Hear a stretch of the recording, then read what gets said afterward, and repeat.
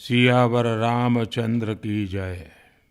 मेरे प्यारे देशवासियों, राम राम। जीवन के कुछ क्षण ईश्वरीय आशीर्वाद की वजह से ही यथार्थ में बदलते हैं। आज हम सभी भारतीयों के लिए, दुनिया भर में फैले राम भक्तों के लिए ऐसा ही पवित्र अवसर है।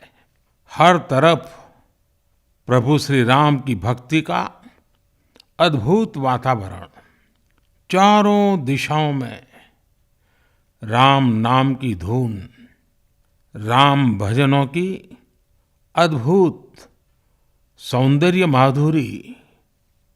हर किसी को इंतजार है 22 जनवरी का, उस ऐतिहासिक पवित्र पल का।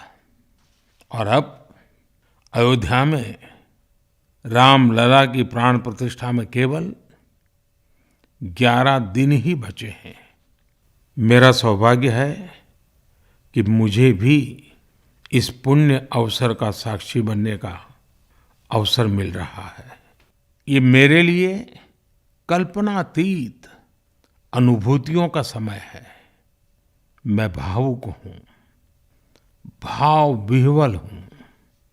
मैं पहली बार जीवन में इस तरह के मनोभाव से गुजर रहा हूँ। मैं एक अलग ही भाव भक्ति की अनुभूति कर रहा हूँ। मेरे अंतर मन की ये भाव यात्रा मेरे लिए अभिव्यक्ति का नहीं, अनुभूति का अवसर है। चाहते हुए भी मैं इसकी गहनता, व्यापकता और तीव्रता को शब्दों में बांध नहीं पा रहा हूं। आप भी भली भांति मेरी स्थिति समझ सकते हैं। जिस स्वप्न को अनेकों पीढ़ियों ने वर्षों तक एक संकल्प की तरह अपने हृदय में जिया, मुझे उसकी सिद्धि के समय उपस्थित होने का सौभाग्य मिला है। प्रभु ने मुझे सभी भारतवासियों का प्रतिनिधित्व करने का निमित्त बनाया है। निमित्त मात्रम भव सव्यसाचिन। ये एक बहुत बड़ी जिम्मेदारी है। जैसा हमारे शास्त्रों में भी कहा गया है, हमें ईश्वर के यज्ञ के लिए, आराधना के लिए स्वयं में भी दैवीय चेतना जागृत करनी होती है। इसके लिए शास्त्रों में व्रत और कठोर नियम बताए गए हैं, जिन्हें प्राण प्रतिष्ठा से पहले पालन करना होता है। इसलिए आध्यात्मिक यात्रा की कुछ तपस्वी आत्माओं और महापुरुषों से मुझे जो मार्गदर्शन मिला, उन्होंने जो यम नियम सुझाए हैं, उसके अनुसार मैं आज से 11 दिन का विशेष अनुष्ठान आरंभ कर रहा हूँ। इस पवित्र अवसर पर मैं परमात्मा के श्री चरणों में प्रार्थना करता हूँ, ऋषियों, मुनियों, तपस्वियों का पुण्य स्मरण करता हूँ और जनता जनार्दन, जो ईश्वर का रूप है, उनसे प्रार्थना करता हूँ कि आप मुझे आशीर्वाद दें, ताकि मन से, वचन से, कर्म से मेरी तरफ से कोई कमी ना रहे।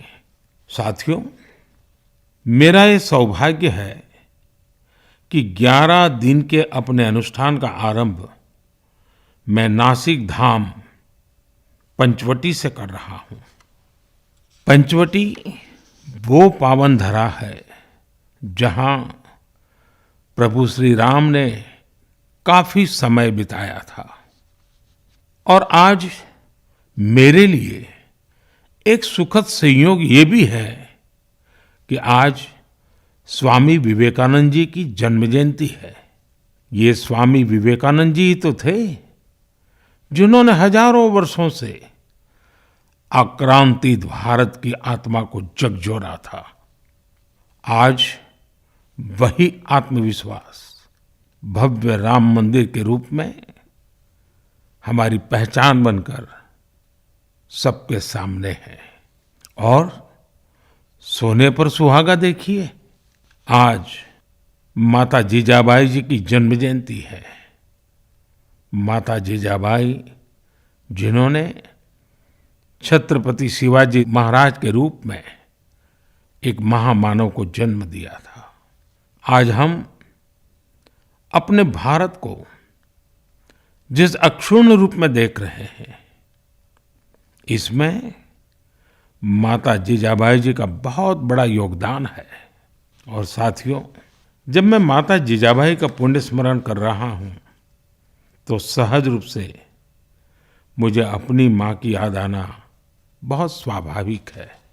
मेरी माँ जीवन के अंत तक माला जपते हुए सीताराम का ही नाम भजा करती थी।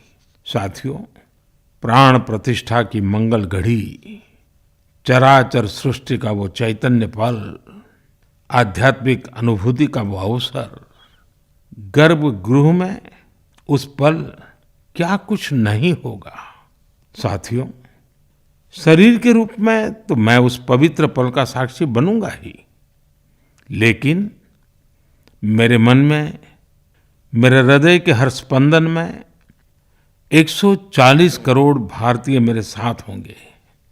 आप मेरे साथ होंगे, हर राम भक्त मेरे साथ होगा और वो चैतन्य पल हम सबकी साझी अनुभूति होगी। मैं अपने साथ राम मंदिर के लिए अपने जीवन को समर्पित करने वाले अनगिनत व्यक्तित्वों की प्रेरणा लेकर जाऊंगा। त्याग तपस्या की वो मूर्तियां, 500 साल का धैर्य, दीर्घ धैर्य का वो काल, अनगिनत त्याग और तपस्या की घटनाएं, दानियों की, बलिदानियों की गाथाएं, कितने ही लोग हैं जिनके नाम तक कोई नहीं जानता, लेकिन जिनके जीवन का एकमात्र ध्येय रहा है भव्य राम मंदिर का निर्माण। ऐसे असंख्य लोगों की स्मृतियां मेरे साथ होगी। जब 140 करोड़ देशवासी उस पल में मन से मेरे साथ जुड़ जाएंगे और जब मैं आपकी ऊर्जा को साथ लेकर गर्भगृह में प्रवेश करूंगा तो मुझे भी एहसास होगा कि मैं अकेला नहीं, आप सब भी मेरे साथ हैं। साथियों, ये 11 दिन व्यक्तिगत रूप से मेरे यम नियम तो है ही, लेकिन मेरे भाव विश्व में आप सब समाहित है।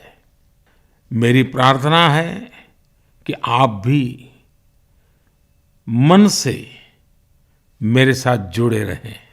रामलला के चरणों में मैं आपके भावों को भी उसी भाव से अर्पित करूंगा जो भाव मेरे भीतर उमड़ रहे हैं। साथियों, हम सब इस सत्य को जानते हैं कि ईश्वर निराकार है, लेकिन ईश्वर साकार रूप में भी हमारी आध्यात्मिक यात्रा को बल देते हैं।